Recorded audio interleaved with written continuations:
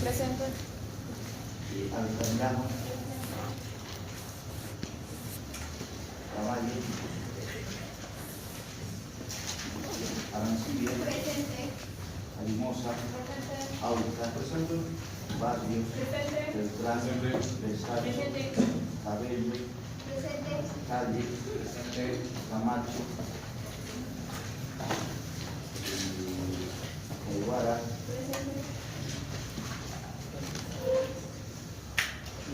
Presente. Condo. Cuellar. Presente. Puerto. Presente. Delgadillo. Presente. Espinosa. Espinosa Chacón. Hernández. Flores. Presente. Gutiérrez.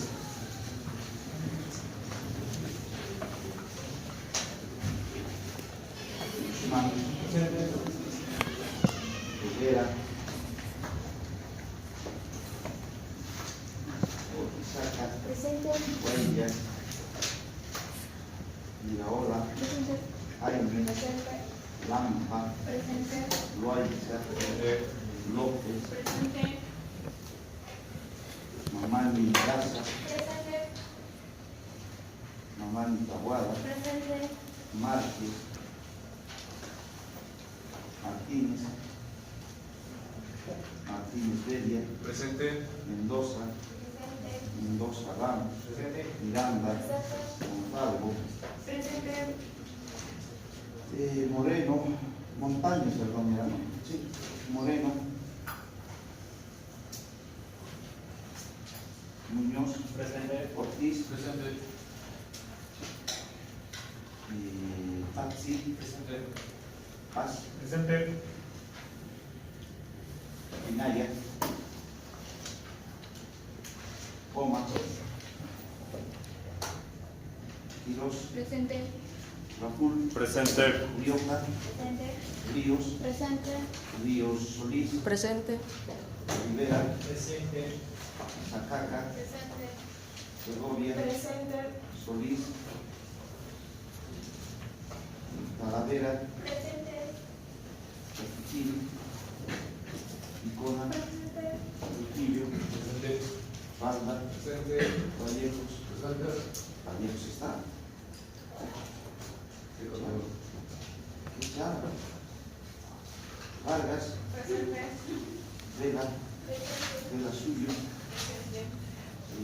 Vilca. Vilca Rodríguez. Yucra. Presente. Zambrana.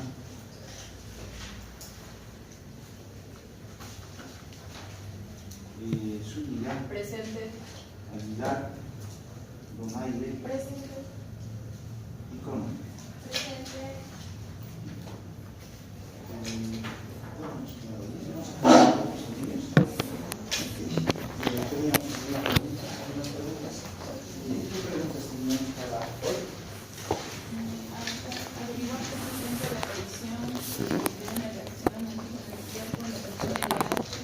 Ya, para consolidar el conocimiento, entonces, nosotros habíamos mencionado claramente que el sistema LH tenía una reacción antígeno-anticuerpo tardía. Lo que no sabíamos exactamente era qué tiempo duraba esta reacción antígeno-anticuerpo tardía. En la primera exposición con el antígeno-anticuerpo, ¿pudieron averiguar qué tiempo denota esta reacción antígeno-anticuerpo? ¿Alguien? ¿Vamos? ¿Nadie? ¿Sí? ¿Vámonos entonces? ¿Sí? ¿Nos vamos? Ah, ya fue. A ver. En el sistema RH la reacción no es inmediata tras el primer contacto, el tiempo depende de la fase de inmunización, por la sensibilización tras el primer contacto con el antígeno B, ya sea por ejemplo en un parto o en una transfusión incompatible, Sí. la respuesta primaria es lenta, puede tardar el cuerpo tarda de 2 a 6 meses en producir niveles detectables de anticuerpos. 2 a 6 meses. ¿Ya? ¿Alguien más? A ver. En realidad dice que de 2 a 4 semanas, pero llega a sus niveles más altos de 2 a 4 meses. Ya, muy bien, Alona. Sí, en realidad entonces la inmunización, en este caso la reacción antígeno-anticuerpo, se presenta entre aproximadamente 3 a 6 semanas. ¿Sí? Después de eso, sí, continúa, pero de manera leve hasta los 4 a 6 meses. Pero la reacción, la pregunta era reacción inmediata, ¿verdad? ¿Sí? ¿Alguien más que quiere contar algo? ¿Nadie? Bien. Siguiente pregunta. Porcentaje de riesgo en el segundo tercer embarazo de Bien. Eritroblastosis fetal. Primer parto, no pasa nada. ¿Por qué? Porque no había contacto con sangres. Lo que ocurría era de que en el segundo embarazo ya había reacción antígeno-anticuerpo porque ya la madre había creado antígenos anti-RH. Bien, ¿cuánto por ciento de riesgo? A ver, vamos. En el segundo embarazo es del 10 al 20%. 10 al 20%, ¿están de acuerdo? Sí, vale. Entonces, 10 al 20% de qué? De riesgo de que se presente una eritroblastosis fetal. Muy bien. Segundo embarazo, o digo, perdón, tercer embarazo. El riesgo es del 40%.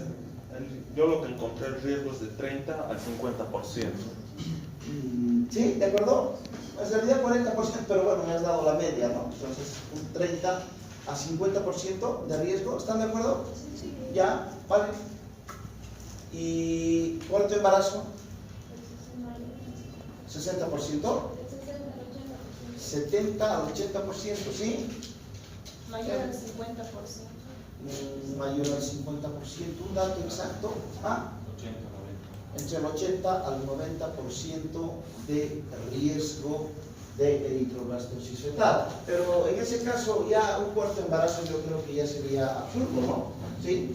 ¿Por qué? Porque ya estaríamos en realidad con un alto porcentaje de que va a presentar eritroblastosis. ¿De acuerdo? Pero aquí hay un problema. La raza, habíamos dicho, creo que era otra pregunta, ¿no? ¿Sí? ¿Cuánto por ciento según las razas existe la presentación del RH negativo? Si mal ustedes no recuerdan, en Guyton habíamos mencionado que el 85% de las personas son RH positivo y el 15% RH negativo. Eso es lo que les había comentado en teoría. Pero parece que tiene que ver con el aspecto raza y etnia de las personas. A ver, vamos hablando sobre, varía la presentación de RH negativo según la raza. ¿Tiene que ver algo? En Guyton dice algo. A ver, ¿alguien? ¿Vamos? No, a ver, por allá atrás, quiero irme temprano. Por allá atrás, a ver. Porcentaje de RH. ¿A la una? No. Bueno, doctor, yo encontré que en la raza blanca, que son Los caucásicos. Sí. Ya. El factor RH negativo se presenta en un 15%. Sí, esa es la que nosotros tenemos el dato, del 15%, pero a ver, otras razas. En la raza negra, que son los afroamericanos, Mejor afroamericana, digo, si dices negra, pues sabes que del TikTok te van a rolar, ¿no? Muy bien, tienes que decir morocho. Vale. baja un 5 a 8%. O sea, los de raza negra, 5 a 8%. ¿Alguien que tenga otro dato? Sí. Ya, 5 a 8%, otros dicen 5 al 10%. Ya, vale. En la raza asiática y en indígenas americanos, el RH negativo es extremadamente raro, apareciendo en menos del 1% de la población. Los asiáticos en realidad no tienen sistema RH negativo, son casi todos positivos. Esto será importante, pues claro, hasta por cultura general de un médico no puede decir el 85% son positivos y el 15% son negativos. Tenemos que hablar de eso es en la raza blanca. ¿de acuerdo? En la raza afroamericana baja entre un 5 o un 10%, y la raza asiática, ya hablaban también de los indígenas americanos, bueno, eso ya nada tiene que ver, pero los asiáticos generalmente no poseen, en este caso, más bien poseen el antígeno RH, la mayoría son positivos. ¿Está claro? Bien, siguiente pregunta. ¿Por qué se denomina eritroblastosis fetal? Bueno, al final habíamos mencionado que la incompatibilidad del sistema RH tenía que ver con una palabra, ¿no? La eritroblastosis fetal. ¿Qué quería decir eritroblastosis fetal? O sea, ¿a qué se refería? Seguramente eran eritrocitos maduros, inmaduros. ¿Qué era lo que ocurría? Y el porqué del nombre de eritroblastosis fetal. ¿Alguien? Ya, eso, vamos. Desarmando un poco Fuerte. Desarmando la palabra eritroblastosis, eritro significa glóbulo rojo, blasto, célula inmadura y osis aumento proliferación. Básicamente la eritroblastosis fetal sería un aumento de glóbulos rojos inmaduros en el torrente sanguíneo fetal. Esto debido a la hemólisis producida por los anticuerpos anti-D de la madre, que producen hemólisis de los glóbulos rojos del feto, por lo cual se produce un mecanismo compensatorio en el cual la médula ósea libera cada vez formas más inmaduras de glóbulos rojos. Lo tiene, ¿no? Clarito, ha habido una reacción antígeno-anticuerpo, los eritrocitos han empezado a hemolizarse, al hemolizarse el cuerpo ha empezado a producir más eritrocitos, pero en este caso eritrocitos con características inmaduras, por eso son eritroblastosis. Entonces estos eritrocitos con características inmaduras pasan al torrente sanguíneo y de ahí proviene el nombre de eritroblastosis fetal. Creo que lo ha leído de manera clara, ¿no es verdad? Bien, siguiente pregunta. Hemos hablado de transfundir sangre al feto. Muy bien. ¿Cuánto y cada cuánto varía?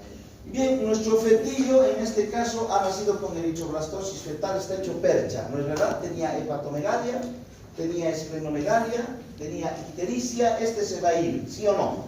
Se tenía que ir. Ya no nos sirve la vacuna, ¿qué nos servía? El plan B. ¿Cuál era el plan B? La exsanguinotransfusión. ¿Cuánto había que transfundirle de la madre? A ver, ¿cuánto de la madre teníamos que sacar de sangre? Porque teníamos que cambiar el aceite, ¿se acuerdan? ¿Sí? Bien, a ver, ¿cuánto le transfundimos de la madre? Según el doctor, 150, 200. Doctor, yo tengo otro dato. Sí. Sería 160 a 170 mililitros por cada kilogramo de peso del feto. Ya, casi no varía mucho, no varía mucho. Más o menos una media, entonces, una media, ya se hace así de que es una media, ¿no? A ver, ¿cómo? El dato que tengo es que la sangre que se intercambia es el doble del volumen del feto. ¿A qué te refieres con el doble de volumen? Es el doble del volumen de sangre. O sea, el doble de su bulimia. Sí, el doble del volumen. Bueno, llegaremos a algo entonces. ¿Cuánto? ¿Con cuánto generalmente nacen, pues? Los recién nacidos, ¿cuánto es su media? ¿Saben o no? ¿No nos ha dicho mamá con cuánto han nacido? Por lo menos en charla de almuerzo. ¿Has nacido con tanto? ¿Has nacido con tanto? ¿Sentir nada? ¿Perdón? Más o menos, de 2,5 kilogramos a 3,5 kilogramos. Eso es lo correcto. Eso es más o menos que uno nace.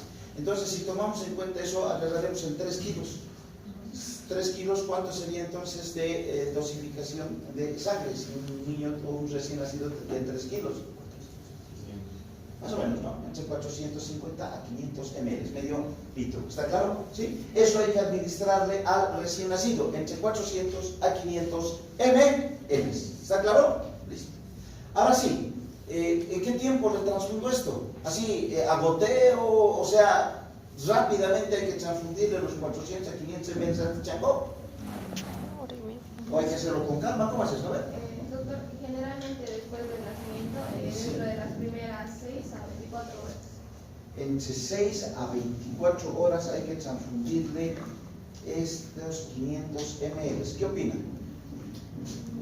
A ver. Doctor, yo tenía que se realiza en ciclos durante 1 o 2 horas para evitar que haya cambios en la presión arterial del niño. Claro. ¿Entre 1 a 2 horas todos? ¿Qué? Entre 2 a 3 horas tengo que transfundir estos 400 a 500 ml. ¿Lo tienen, chicos? Sí. O sea, no es ese cacho.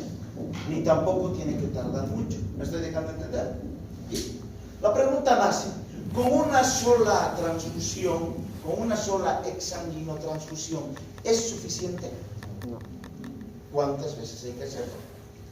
La primera exsanguinotransfusión se va a dar de acuerdo a la severidad de la enfermedad. Claro. Y después las subsiguientes van ¿Puede haber una segunda, hermano? ¿Cuándo es eso? pasando 3 a 7 días dependiendo. Y el número ya se de 1 a 5 Ya, alguien que tenga otro dato. ¿Alguien que tenga otro dato? A ver. Entonces puede ser hasta 3. Sí, 3. La segunda se da en caso de que se presente un rebote de la bilirrubina, Sí. aumentando la bilirrubina ante el paciente. Sí. Esto se hace, como dijo mi compañero, a la semana de lo que se hizo. A la semana, o 7 días, a los 7 días, 7 a 10 días. ¿Me estoy dejando entender, chicos? A ver, quedaremos las cosas bien simples con ustedes, ¿de acuerdo? La primera exsanguinotransfusión a veces generalmente es suficiente, ¿de acuerdo? Pero a veces pasa una reacción, ¿se acuerdan ustedes de la bilirrubina y demás vainas, no es verdad? Que pueda causar otra ictericia y demás cosas. Entonces, puede haber una segunda exsanguinotransfusión después de qué tiempo? Después de aproximadamente 7 a 10 días, ¿sí? ¿Puede haber una tercera? Puede, pero son casos sumamente extraordinarios. Con ustedes lo dejaremos entonces en 2 exsanguinotransfusiones, pero generalmente la primera exsanguinotransfusión es suficiente. ¿Lo tienen, chiquillos? Vale, listo, suficiente. ¿Alguna pregunta más? Después del trasplante, ¿qué medicación hay que darle para Bueno, nosotros vamos a hacer un trasplante de hígado, era ayer mi ejemplo, ¿no es verdad? Mi hígado estaba percha, ustedes me han dado su hígado por 51 puntos, a pesar de que era el mismo grupo sanguíneo, quienes actuaban ahí para el rechazo, Influteran, Dafi, Diego, KLM, están actuando conmigo y están en este caso reduciendo mi posibilidad de que exista una reacción antígeno-anticuerpo. Ahora el problema es de que va a rechazar mi órgano, más que seguro, porque nadie hereda aquí Fluteran, Dafi, Diego, KLM. ¿Me estoy dejando entender? ¿No ve? Entonces ahora mi doctor tiene que darme algún tipo de medicación para tratar de que mi órgano, en este caso el trasplantado, no sufra rechazo con estos anticuerpos.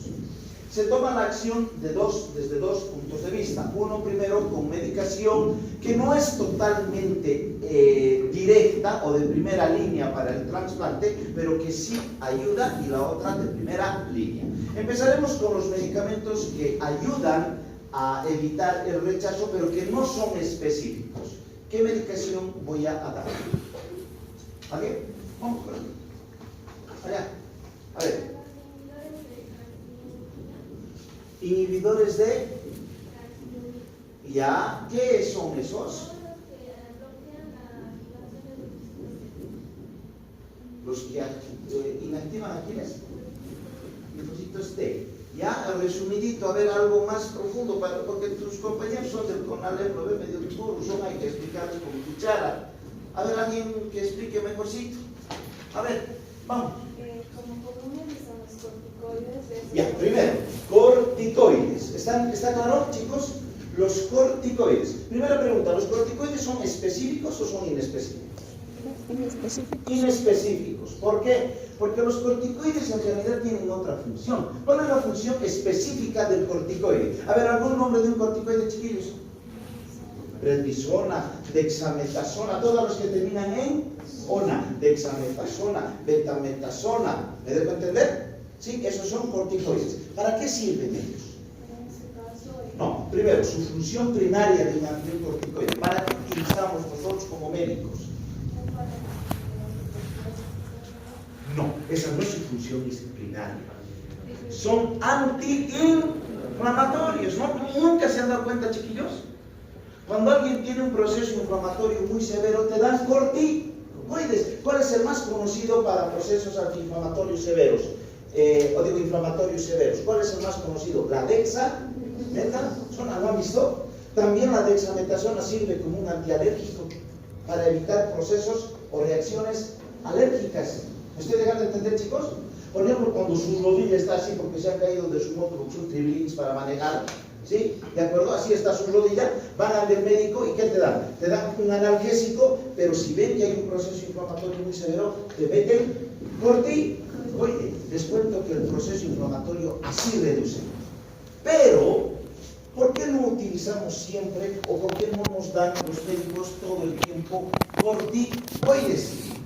Porque tienen un efecto adverso, un efecto negativo. ¿Cuál es ese efecto negativo? Baja las defensas y el paciente se puede ir al lobby. Ahora, pregunto, si baja las defensas, ¿el corticoide podemos utilizar para evitar el rechazo? Claro, porque lo que queremos ahí es de que no haya defensas, ¿sí o no? ¿Cómo evita el rechazo? ¿Cómo baja las defensas el corticoide? Disminuye las citoquinas. ¿Cuáles? Nosotros conocemos ya las citoquinas. ¿Cuáles? IL-1 y IL-2. ¿Las conocen a la IL-1 y IL-2? Claro, esas eran las que producían la transcripción del agente extraño desde el macrófago al T helper, la L1, y del T helper a los otros, a las otras células, la IL-2. ¿Qué tal? Entonces, si no hay transcripción del antígeno, tampoco va a haber defensas. ¿Por qué? Porque no se van a crear citotóxicos, no se van a crear otros macrófagos y no se van a crear ¿quiénes? Anticuerpos. ¿Me dejo entender? ¿Listo? Genial. ¿Qué más? ¿Algo más? En este caso la TNF también. TNF. Ya conocen que es la TNF, factor de necrosis tumoral, que también es otro componente sumamente esencial. Vamos. ¿Lo entienden? ¿Lo tienen claro, chiquillos? Entonces, a ver, ¿algo más? Primero, no. Es que hay un problema, pues. Que si van a recibir trasplante, lo primero que hay que solucionar, no le vas a trasplantar a un paciente inmunocomprometido. ¿Sí? Hay que ver primero cómo tratarlo. ¿Sí? Es un problema serio. ¿Sí? Tú ya me has puesto a mí más en problemas. He sentido un ras en mi cuerpo. ¿Qué hacer? ¿Ves? ¿Más ver? Muy bien. Ese era el tratamiento inespecífico, pero que nos ayuda. Chiquillos, les saben adelante entonces, si quieren utilizar corticoide, tienen que utilizar con mucha cautela. Porque si no utilizan con mucha cautela, ¿qué van a causar en su paciente? Baja de defensas. Si hay baja de defensas, se va a cajar. ¿De acuerdo? Entonces, por eso que no se usa mucho corticoides. ¿De acuerdo? Muy bien. Siguiente pregunta. No, mentira, miento. Falta ahora el fármaco que va a actuar de manera directa para evitar el rechazo. Su compañera ha hablado algo de calcio, no sé, a ver, algo que me puede... A ver, explícame bien, Cinto, ¿cómo es esto? Los inhibidores de calcineo, yo lo que mencionó mi compañera, la ciclosporina. Ese fármaco aquí en Bolivia es el que más se utiliza, la ciclosporina. ¿Qué hace la ciclosporina? Actúa en la fase inicial de la formación de los linfocitos T. Este actúa en la formación de linfocitos T. ¿Cuál T? Porque hay varios T. Ambos, pero varios T, perdón. Más ayuda en o evita la formación de los linfocitos T helper o ayudador, ¿se acuerdan? Si no hay helper, chicos, ¿qué opinan? ¿Yo Paraguay? No hay nada. Porque era el men de la película El Helper, ¿se acuerdan? Muy bien, ¿qué más? La interleucina número 2 era la men, ¿no ven? Porque ¿quién secretaba interleucina 2? ¿El macrófago o el linfocito T helper? Puede ser el helper, ¿no es verdad? Muy bien. ¿Lo tiene? Entonces, ese es el específico. ¿Habrá otros fármacos también que se pueden dar para evitar el rechazo aparte de estos dos? Corticoides y la ciclosporina. Sí, para el caso de que el paciente, por ejemplo, presente un daño a nivel necrótico, entonces acudimos a los inhibidores del MTOE, que es la vía de reconocimiento celular, porque los inhibidores de la calcium son necesarios. Bien, déjalo ir así. Para evitar que ustedes les dé ansiedad y se suiciden con tanta información, entonces solamente quedamos en estos dos fármacos, que serían corticoides y uno específico, que sería la ciclosporina. Ambos actúan de manera indirecta y otros de manera directa en la formación de interleucina 1, interleucina 2 y los linfocitos T helper. ¿Lo tienen? Qué rico. ¿Verdad? ¿Qué rico la fisiología? Bueno, depende, ¿no? A quién le guste. Bien. Siguiente pregunta. Eso era todo. Para completar lo que es el grupos sanguíneos, ha quedado algo a flote que pensé que alguno de ustedes me iba a preguntar. ¿Sí? Doctor, a ver, me hago una pregunta. Y esto, de verdad, que yo he esperado de que ustedes me pregunten. Si un paciente en este momento sufre un accidente, ¿sí?, y se lesiona, qué sé yo, una arteria de gran calibre, hablaremos de la femoral, ya, lesiona la femoral en un accidente de tránsito, está con una hemorragia muy profunda. O viceversa, un paciente que está en cirugía y que de pronto ha sufrido una hemorragia quirúrgica. ¿Me entiendes? Si ese paciente pierde 1 litro de su volemia, 1 litro de sangre, ¿cuánto le repongo? ¿Me estoy dejando entender? ¿Será eso importante para un médico? Si ella se está desangrando, calculamos su volemia. ¿Sabían cómo se calcula su volemia? ¿Sí o no? Ahora, si estoy en quirófano, más voy a calcular la volemia porque la sangre la vamos a llevar a un recipiente, ¿sí? Y ahí se calcula cuánto de sangre está perdido. Ahora, la pregunta clásica es, y de verdad que pensaba que me iban a hacerla, si pierde mi paciente 1 litro, ¿le repongo 1 litro? ¿Cómo así? Si pierde 2 litros, ¿le repongo 2 litros? Yo creo que sería muy fácil, ¿de acuerdo? ¿Alguien tiene idea? Esa es su última tarea de grupos sanguíneos para el día de mañana y la más importante. ¿Cuántos repongo? Repondré, si pierde 3 litros, ¿le tiro 3 litros?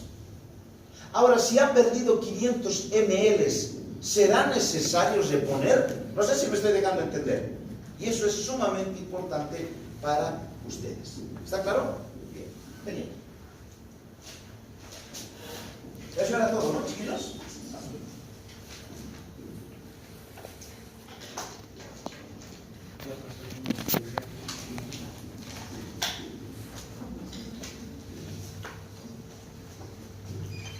Bien, el día de hoy vamos a hacer el tema número 7, que es hemostasia y coagulación. Este sería el último tema que vamos a abordar en lo que concierne a sangre. Esta unidad de sangre sería entonces la última, y con eso completaríamos esta unidad y entraríamos a la unidad de músculo o muscular, ¿de acuerdo? Pero esta unidad es un poco larguita, pero vamos a tratar de resumir, ¿de acuerdo?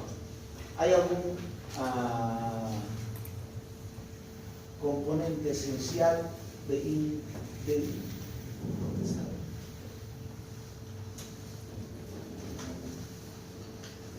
sé si alguien checa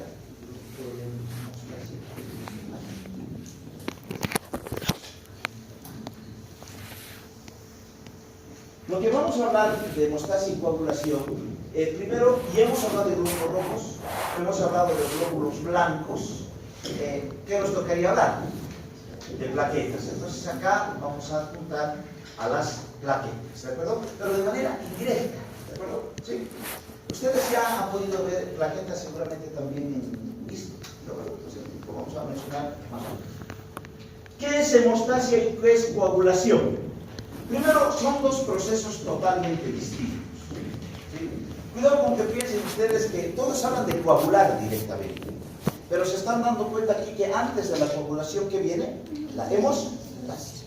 Entonces, ante la salida profusa de sangre, producto de una agresión a un vaso sanguíneo, se van a producir en mi cuerpo 4 procesos o 4 mecanismos compensatorios para evitar esta salida profusa de sangre.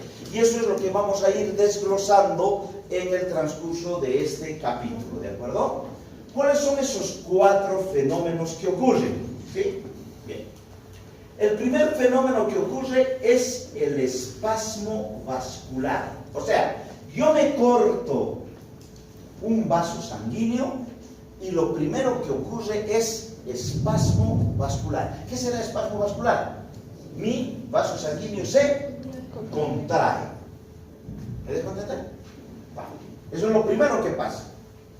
Lo segundo que ocurre es mi formación del tapón plaquetario. Ven acá en esta imagen. Las plaquetas, en este caso, se dirigen al lugar lesionado. Eso se llama tapón plaquetario. ¿Lo tienen? Bien. Después de que se forma el tapón plaquetario, ¿qué ocurre? Recién empieza el tercer paso, que es la coagulación, o sea, la formación del coágulo. Pero este coágulo tiene que consolidarse. ¿Qué quiere decir consolidarse? Tenemos que sellar. El coágulo más o menos, yo lo veo, el tapón plaquetario yo lo veo cuando nosotros colocamos los ladrillos. ¿Me dejo entender? ¿Vale? Una vez que colocamos los ladrillos, cada ladrillo está entre cemento o no. Bien, entonces eso es el coágulo, pero después tenemos que consolidar ese coágulo.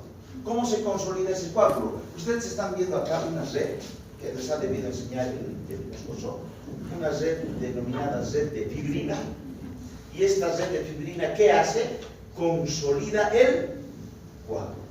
Entonces, en resumen, los 4 pasos de la coagulación, de la hemostasia y la coagulación, ¿cómo sería?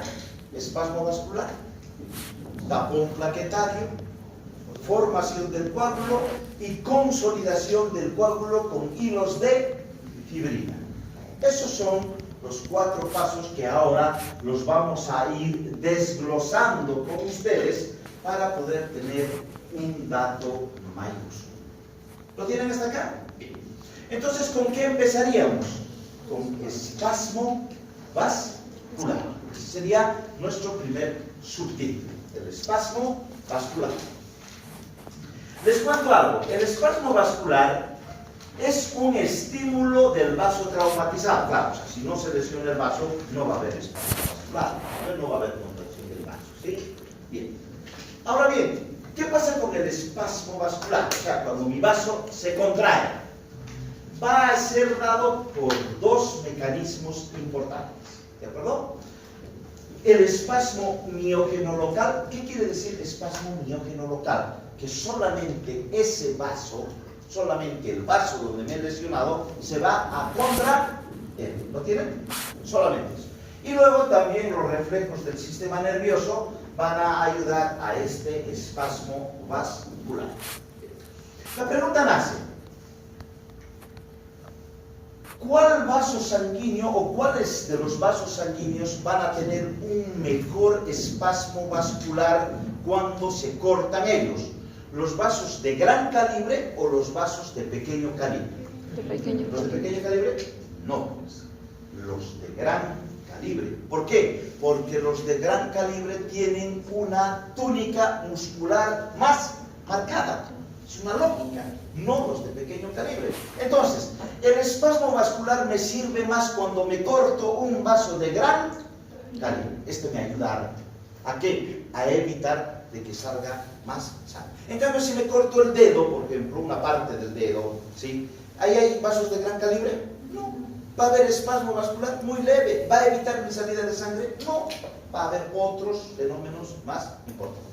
Entonces, en resumen, el espasmo miógeno, el espasmo miógeno local se va a permitir siempre en traumatismos mayores. Mayor intensidad que el espasmo en vasos de mayor calibre. ¿Lo tienen? ¿Eso sí o sí tiene que pasar, doctor? Sí, pues, eso sí o sí tiene que pasar. El espasmo es el primer paso. ¿Está claro? Ahora, después del espasmo vascular, recién yo voy a formar, ¿qué cosa? El tapón plaquetario.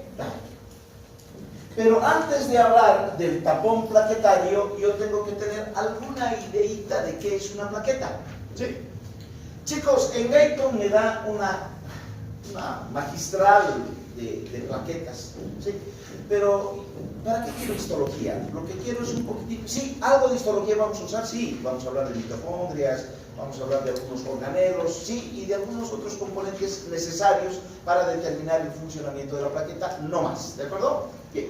¿Qué características tiene una plaqueta? Primero, una plaqueta tiene pseudópodos, sí, tiene pseudópodos, por si algún caso. Es muy parecido al macrófago, el macrófago también emitía pseudópodos, ¿de acuerdo? La plaqueta también. Características generales. La plaqueta dura aproximadamente de 8 a 12 días, ese es su tiempo de vida. El tiempo de los eritrocitos, 120 días. El tiempo de los glóbulos blancos será dependiendo de los granulocitos y de los agranulocitos, ¿se acuerdan? ¿De dónde proviene una plaqueta? Pues la plaqueta proviene del megacariocito o de las células megacariocíticas. ¿Sí? ¿De acuerdo? Bien. ¿Qué otro aspecto también importante rescatamos? También se denominan trombocitos. Su concentración es de 150.000 a 350.000 por milímetro cúbico. ¿De acuerdo?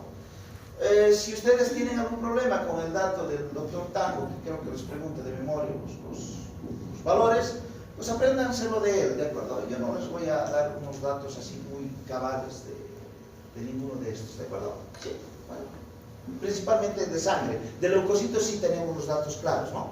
Sí, bueno, vale. Pero está entre 150.000 a 350.000 por milímetro, ¿de acuerdo?